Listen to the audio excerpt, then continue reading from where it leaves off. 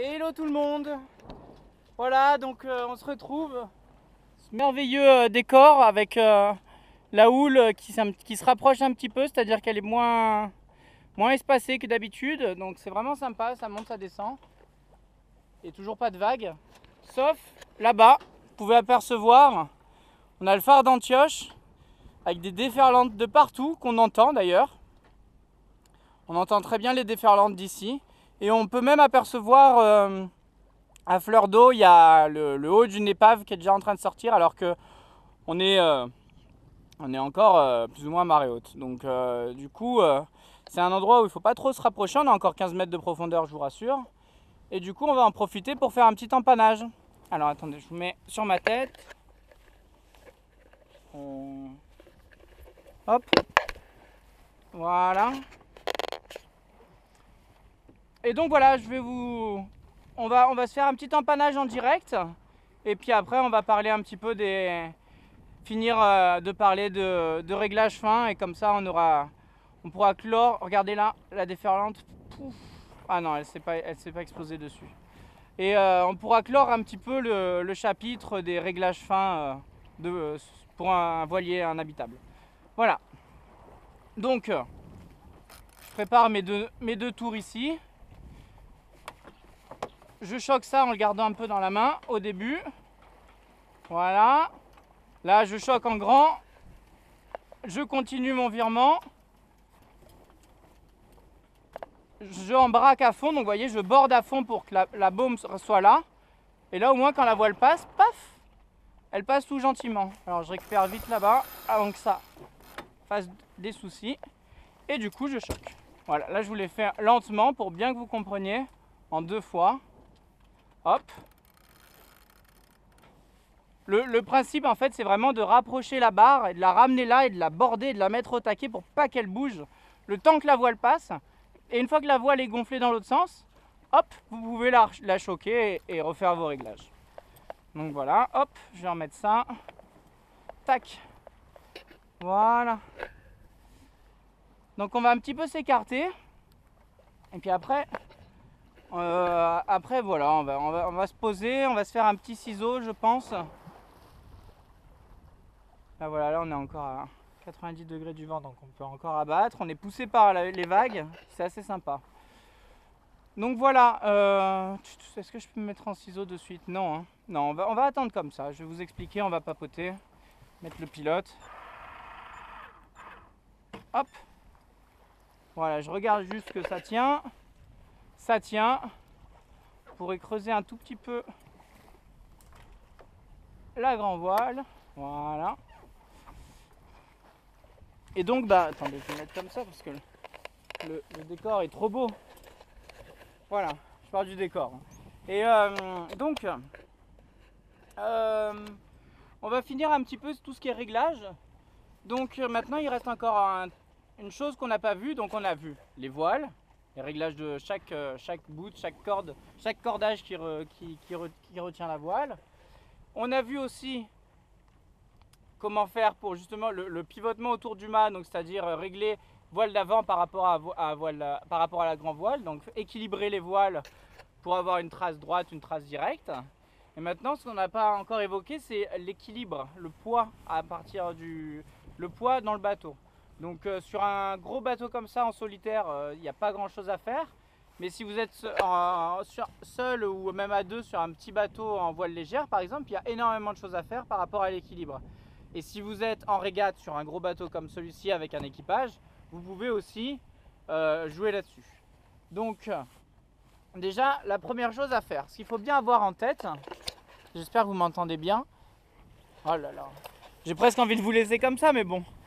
Ce qu'il faut bien avoir en tête, c'est que le bateau a été conçu, si vous voulez, pour flotter, pour naviguer le plus à plat possible. Pas complètement, bien sûr, parce qu'ils prennent en compte que les bateaux ils sont soit d'un côté, soit de l'autre. Mais il s'est quand même fait, si vous voulez, conçu pour que la ligne de flottaison, elle soit le plus à plat possible. Donc, par rapport à ça, si on est au près et que le bateau penche, le bateau gîte, là on est au portant, donc je ne peux pas trop vous le montrer.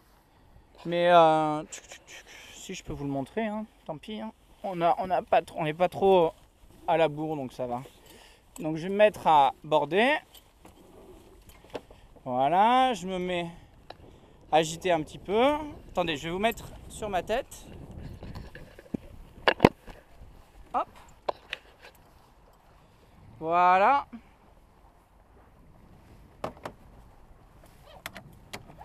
Là, le bateau est vachement ardent parce que le génois est pas bordé. Allez, passe. Sois gentil. Merci.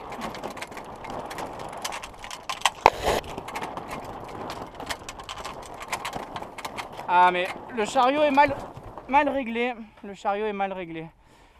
Alors, du coup, ça suffira pour la démonstration. Donc là, on a un bateau qui penche du coup sur la droite, sur tribord. Et donc, pour avancer plus vite, il faudrait garder ce réglage de voile, c'est-à-dire un réglage de voile puissant. Ce qui fait que le bateau penche, c'est qu'on a plein de vent emmagasiné dans la voile. Et du coup, il faudrait rééquilibrer le bateau, le remettre à plat. Alors si vous faites par exemple une grande traversée, vous pouvez déjà penser à mettre toutes vos affaires à l'intérieur, ce qu'on appelle le matossage. Donc ça peut être la bouffe, de tout ce qui est liquide parce que ça pèse, tout ce qui pèse si vous voulez, vous le mettez sur le côté. Si vous faites une grande traversée comme ça pendant toute une journée, vous le mettez du côté élevé, du côté où... pas du côté où ça penche, le contraire. Comme ça remet le bateau à plat et au moins vous avez un bateau qui file tout droit, enfin qui file plus facilement. Et vous gagnez en vitesse.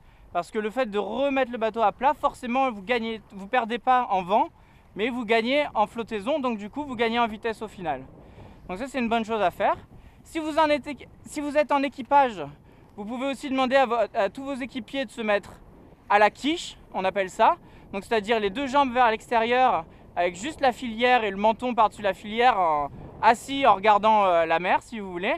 Vous en mettez 3-4, déjà ça va rétablir un petit peu le bateau aussi, l'équilibre du bateau. C'est ce que vous voyez souvent faire en régate, ils font beaucoup ça, pour justement gagner un maximum en flottaison et du coup en vitesse, et pouvoir griller les petits copains parce que justement tout votre équipage est bien placé.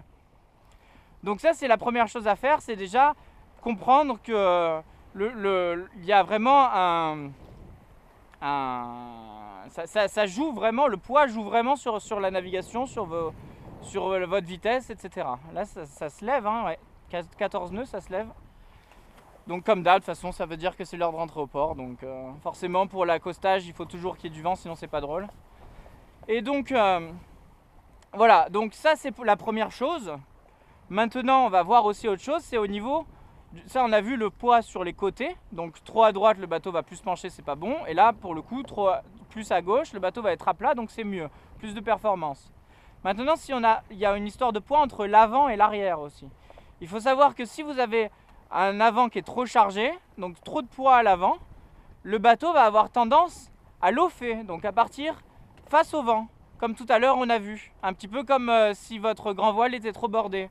Donc si vous voyez que vos réglages de voile, vous êtes au maximum, vous ne pouvez pas faire mieux et que le bateau continue à lofer, vous pouvez essayer de mettre du poids en arrière, dans les cabines arrière, etc. Le maximum, ou même dans le cockpit ou dans le coffre, pour justement rééquilibrer ça. Maintenant, du coup, le contraire, si votre bateau, il a tendance à être surchargé à l'arrière et rien à l'avant, le bateau va avoir plus tendance à abattre, donc à partir dos au vent, voilà, au portant.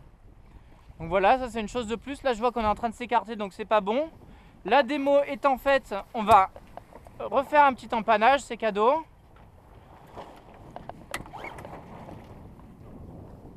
Hop.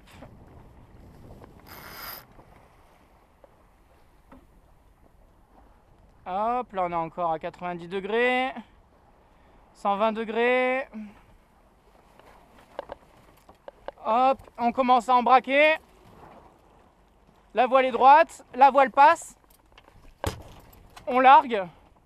On s'occupe pas de la voile d'avant, hein. Le principal c'est votre sécurité, donc la voile, la grand voile, qu'elle vous explose pas la tête. On reprend là-bas. Et voilà. Donc voilà. Hop. voyez quand ça se passe bien, c'est toujours très sympa. Donc je voulais me faire un petit ciseau pour conclure un peu tout ça, pour conclure les réglages, parce que je pense que ça peut être pas mal de conclure là-dessus. Ce serait bien de ne pas conclure sur un empannage sans le vouloir. Voilà.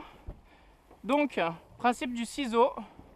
Hop, vous mettez votre grand voile largué à fond. J'ai l'impression que là, le bas l'empêche de partir encore. Voilà. Et une fois que vous avez votre grand voile qui a bien du vent à l'intérieur, vous venez jouer avec le vent et vous venez chercher le parfait vent arrière, ce qui permet au génois de passer de l'autre côté et de faire une magnifique... c'est assez joli quoi, les voiles sont bien écartées comme ça, voile en ciseaux, en papillon pour ceux qui veulent, comme vous voulez. Mais c'est bien sympa et après du coup c'est à vous de garder bien la barre pour gérer, pour avoir assez de vent pour pas déventer le génois, ce qui est le moins grave, et pas trop partir de l'autre sens pour pas empanner, ce qui serait beaucoup plus grave, hein, bien sûr. Je vais border un peu pour pas justement qu'il y ait trop d'empannage violent. Et voilà, regardez comme c'est beau. Là on a le vent qui est parfaitement dans le dos. En plus on a les vagues qui nous poussent. Et oh, c'est bon, c'est bon. Et donc voilà, on a bien sûr là le bateau est toujours à plat. Quand on est dos au vent ou au portant, le bateau est vachement plus à plat, à l'horizontale, que si vous voyez, on est à 0 degré là quasiment, à 1 ou 2 degrés. Alors que quand on est au près, le bateau il a tendance à un peu à être poussé par le vent, donc à se coucher un petit peu et du coup à beaucoup plus pencher. Alors qu'il y a autant de vent que tout à l'heure, mais du coup là le bateau est beaucoup plus calme, beaucoup plus à plat. Voilà. Donc voilà un peu ce qui peut conclure ces 3 petites vidéos sur les réglages fins. Ça me tenait à cœur, comme je l'ai dit en préambule. J'espère que ça vous a intéressé. Moi c'est pour l'instant ce que j'ai remarqué, j'imagine qu'il y a d'autres choses. On va voir ça au fur et à mesure ensemble. Et puis après je pense qu'il y a aussi réglage fin dans un vent faible. Et réglage fin dans un gros vent, quoi. C'est-à-dire arriver à faire des bons réglages pour que le bateau ne gîte pas trop, qu'il soit justement à plat. Parce que j'ai remarqué quelque chose d'assez incroyable. Par exemple au près ou au travers, en étant bordé à fond, donc c'est-à-dire essayer d'aller le plus vite possible, donc à chaque fois vous bordez forcément. En étant un peu trop bordé, le bateau va pencher forcément, comme tout à l'heure un petit peu. Et du coup il sera plus sur sa ligne de flottaison. Et du coup on a tendance, si vous voulez, à choquer comme ça pour décélérer et à border pour accélérer, surtout au près. Et ben j'ai remarqué que le fait de choquer un petit peu ou de faire 2-3 réglages fins pour justement par exemple creuser un petit peu la voile alors que vous êtes au près, que d'habitude on veut une voile plate, mais un petit peu la creuser histoire de quand même remettre le bateau à plat, et ben le bateau il va plus vite comme ça. C'est-à-dire que le fait que le bateau soit à plat, malgré le fait que vous creusiez les voiles au près, ce qui normalement on doit faire le contraire, et ben le fait de faire ça, ça remet le bateau à plat et du coup la navigation est beaucoup plus agréable parce que le bateau est à plat et on penche moins, on n'est pas debout sur la coque. Et à chaque risée, on n'a pas l'impression de se mettre debout, quoi. Alors que là voilà, le bateau se remet à plat et du coup vu qu'il glisse plus facilement sur l'eau, surtout quand il y a des vagues, ça permet de mieux appréhender les vagues et mieux flotter si vous voulez, et du coup avoir moins de frottement avec l'eau et du coup vous avancez plus vite. Donc voilà, donc c'est pour ça que régler ne veut pas dire forcément border ou quoi que ce soit. Il faut vraiment avoir un petit peu l'expérience et surtout un petit peu de jugeote pour faire, voilà, essayer un petit peu, si là j'en enlève un peu, si j'en remets, voir qu'est-ce que ça fait et arriver un petit peu à trouver les bons réglages pour une belle navigation dans de bonnes conditions avec un bateau qui penche pas trop et des voiles qui durent le plus longtemps possible, parce que c'est surtout pour préserver le matériel, pour la sécurité, etc. Et en plus de ça, pour la vitesse, parce que plus vous allez vite, plus vous pouvez aller loin. Donc ça peut être quand même assez intéressant de pas trop être plan-plan avec des voiles super mal réglées, etc. Et en se disant, bon, Ça peut être sympa hein, d'être posé au milieu de l'eau, mais quand vous êtes en côtier, maintenant si vous faites du hauturier, je pense que vous avez quand même plus d'impératifs, on va dire, parce que vous connaissez la météo que sur quelques jours, donc vous voulez profiter quand il y a du bon temps, du beau vent. Donc du coup, voilà, améliorer tous ces réglages-là, surtout qu'en mer, on n'a que ça à faire, hein, surtout en solitaire. Donc voilà. Maintenant, on en fera sûrement d'autres, mais pour l'instant, je pense que ça fait déjà un beau chapitre. Voilà, maintenant, moi, je vais commencer à me rapprocher gentiment du port. Et puis voilà, je verrai si je refais une petite vidéo d'ici là. Voilà, je vous embrasse et je vous dis à bientôt.